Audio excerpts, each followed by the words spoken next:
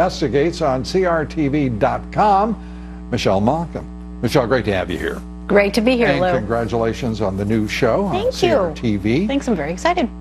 Let's turn to this sudden display. The false flag has been cut from the yardarm, and here we go. The skull and crossbones are flying, and the Kevin McCarthy and Speaker Ryan are going to be obstructionists again.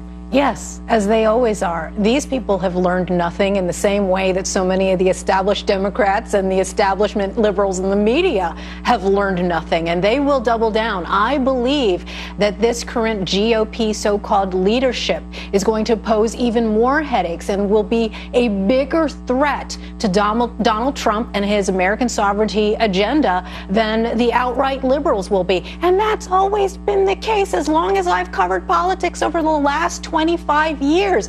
It's these Republicans who pretend and pay lip service to American workers, the American economy, strong borders. Again and again and again, they've been shown to be phonies and liars, and we're going to go through it all over again.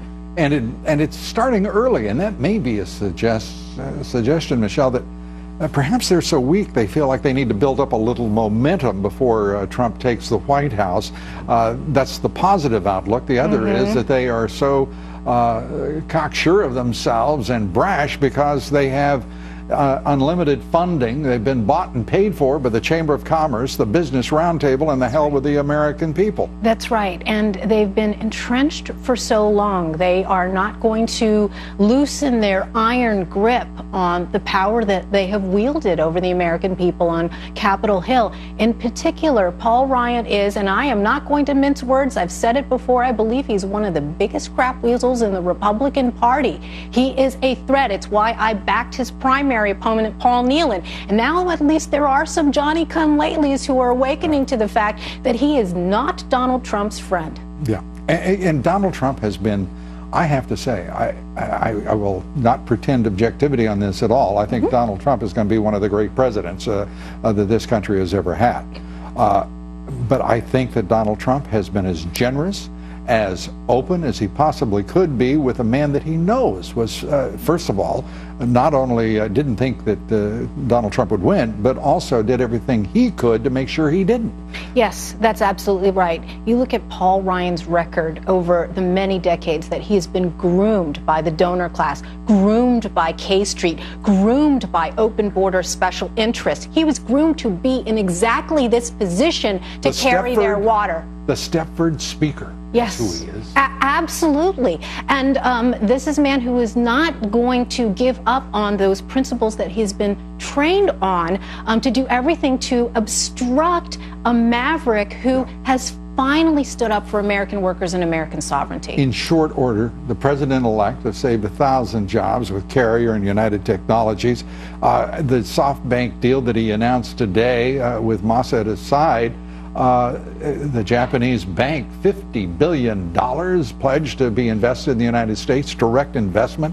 I mean, these are extraordinary moments, and this is a president-elect standing up, as he promised he would, for the working man and woman in this country and their families. Yes. The middle class that has been shrinking for 20 years, that has the same net worth as 20 years ago. Yes. And there has to be such a strong feeling of optimism right now in this country as a result. There certainly is among those carrier workers who will have a job and peace of mind this holiday season.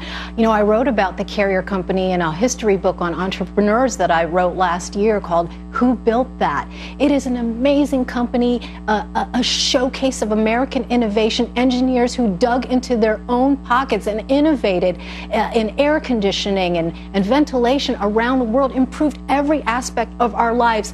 Of course this company should keep their jobs in America. I do not consider it crony capitalism, Lou. I consider it a backlash to the crony socialism of government over the last 25 years. And the allegiance that's been built up between corporate America in particular and the public policy of a government that has turned their backs on working men and women and simply turned their open palms to the treasuries of corporate America for financing at election time.